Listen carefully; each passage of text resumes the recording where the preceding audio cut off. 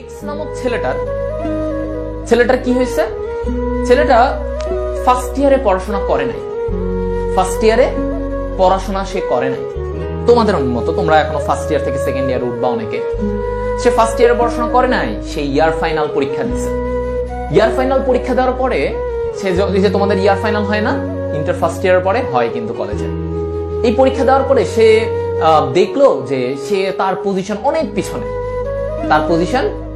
পিছনে, এখন তার কলেজের যে স্যার ম্যাডামরা ছিল, তার কলেজের স্যার ম্যাডামরা তাকে নিয়ে অনেক কথা শোনাইতো যে ছেলেটা এসএসসিতে ভালো ফলাফল করলো, করার পরে হচ্ছে যে সে এখন বোর্ড পরীক্ষা মানে ইয়ার ফাইনাল পরীক্ষা এত খারাপ ফলাফল, স্যাররা খুব অসন্তুষ্ট।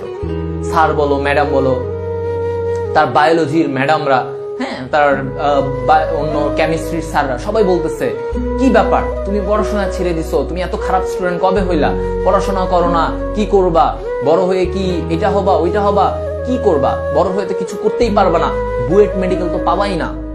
তাকে নিয়ে অনেক কথা, অনেক কিছু শুরু হয়ে গেল।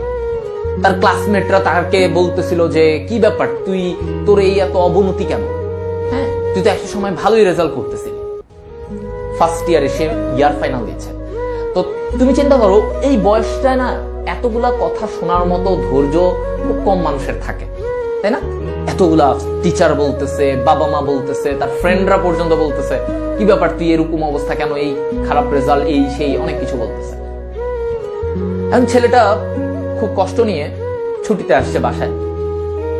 ছেলেটা মেসে থাকতো, ছুটিতে আসছে বাসায়। ছুটিতে আসার পরে তাকে হচ্ছে মানে তার বাবা মা, তারপরে তার এটা তার আত্মীয় স্বজনও জানছে, তার মামা খালা তারা সবাই জানছে।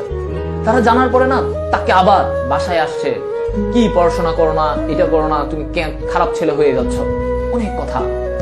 তো ছেলেটা পরে চিন্তা করলো, ছুটির পরে ইয়ার ফাইনাল পরীক্ষার পরে যে ছুটিটা পেয়েছিল, সেই ছুটির পরে সে চিন্তা করলো এবার সে কলেজে গিয়ে অনেক পড়াশোনা করবে, সে সবাইকে চমকায় দিতে চাবে, ঠিক আছে, চমকায় দিতে চাইবে।